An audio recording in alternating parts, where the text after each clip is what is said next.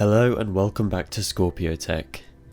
In this video we're going to be creating the ultimate immersive living room experience with the help of various Philips Hue products. I'm going to be showcasing how it all works and looks, as well as showing you the unboxing setup process for each individual product used to create this stunning immersive entertainment experience. To aid with this, I've added the appropriate timestamps for the specific products in this video, as well as a diagram that I've created to make it easier to visualize what is needed and how it all connects together. Now before we delve any deeper, this is definitely not a cheap upgrade, but you do absolutely get what you pay for in regards to the product's quality and performance. I'd definitely be recommending this solution for entertainment consumers and people looking to take their living room to the next level. From a personal perspective, I cannot even begin to tell you how much I love this upgrade. I was worried about it being a bit too distracting, but I honestly just felt even more immersed than ever before. And with that being said, there are settings, as you'll see later, that allow you to adjust the intensity of the light, various sync modes including game, video and music, and of course your brightness settings as well, to reach your ideal viewing experience. So let's take a look at what products are needed to accomplish this living room setup. First of all, we have the Philips Hue Bridge 2, and this is essentially marketed as the brains of the whole operation, and allows you to connect up to 50 lights and accessories when used in conjunction with the Philips Hue app. This £50 device connects directly into your router via Ethernet cable to allow you to easily add any Philips Hue lights and accessories to the network. Inside the box, of course, you have the sleek looking bridge itself with a centralised button used in the pairing process, as well as a power and Ethernet input on the back, and of course you also get the included Ethernet cable and power adapter. Moving on, to go in the cabinet under the TV, we've opted for the Philips Hue Play light bars, which are available in either white or black, with individual bars costing £65 or 2 bars costing £120.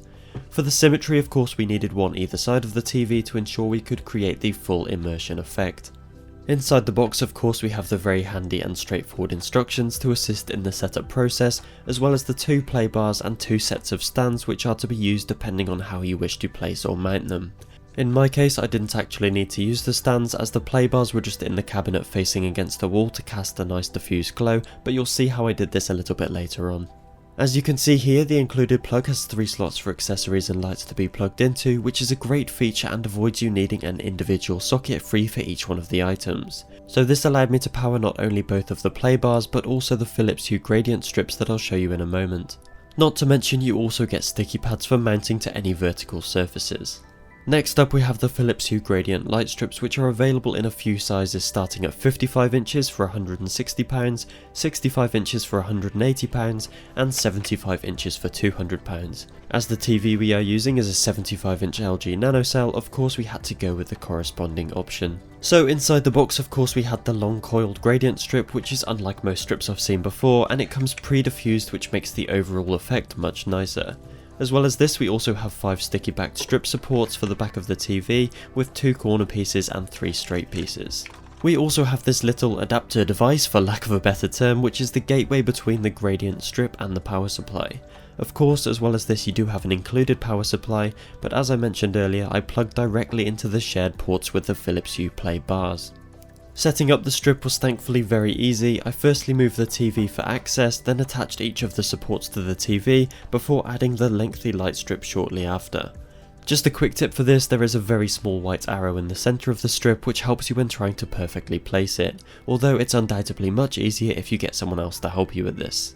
So moving on to our last product needed for this setup, and the place where the magic happens, this is the Philips Hue HDMI Sync Box. And at this point it might start getting a little bit confusing, so I've clearly laid out all of the products down in the description, which should help you get your head around things if you're feeling a little lost. The Philips Hue Sync Box is the device which takes the raw input from your game consoles, TV box, Chromecast, Amazon Stick or whatever HDMI devices you may have connected, and outputs them to your TV while simultaneously sending signals to your connected lights, in our case the play bars and gradient strip, to mimic in real time what is on the screen. The Sync Box supports up to 4K 60Hz as well as HDR10 and Dolby Vision, which is great to see, and also has 4 ports on the back to allow you to have multiple devices connected at once. The Sync Box also automatically switches between the inputs depending on what's currently active, although I did have a few issues with this and sometimes had to manually start the syncing from the Philips Hue Sync app. So here is the diagram I put together to hopefully clarify things and show you just how simple the whole thing actually is. Starting on the left side, the Philips Hue Bridge version 2 connects via Ethernet to a spare port on your router. This allows you to connect all of your Philips Hue lights and accessories easily via the Philips Hue app, and also of course the bridge will need to be powered.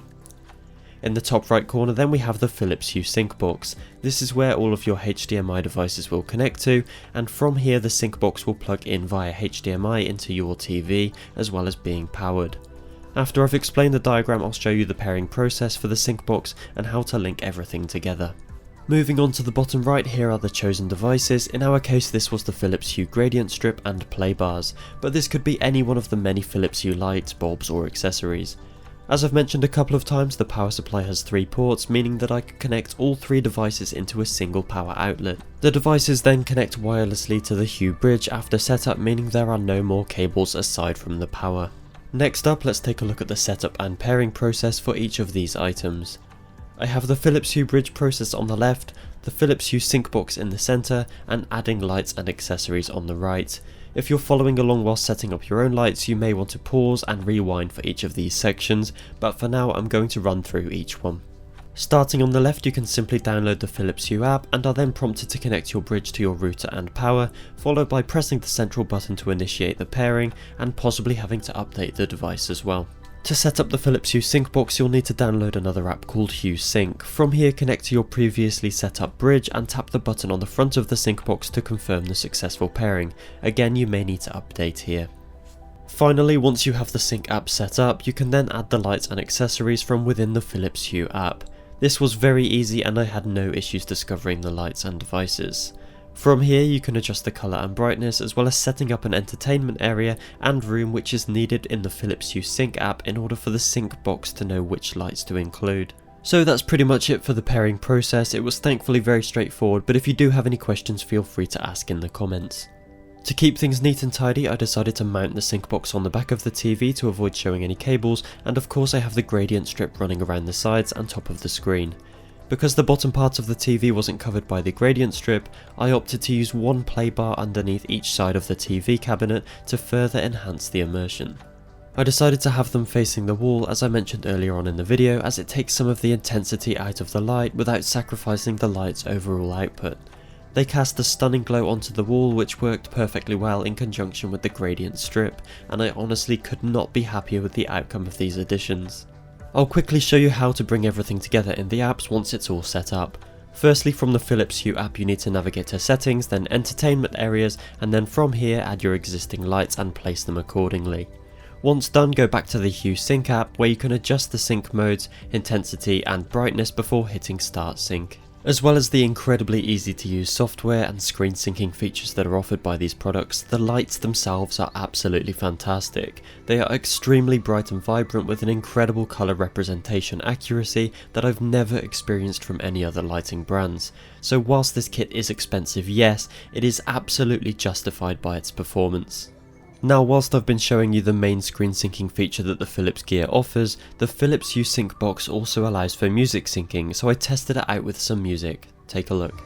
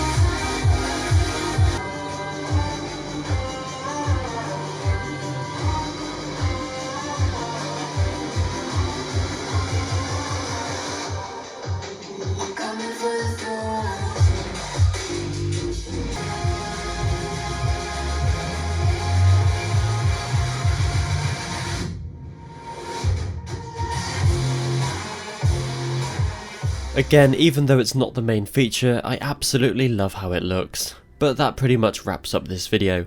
I honestly love the Philips Hue kit and would recommend to anyone looking to take their entertainment experience to the next level.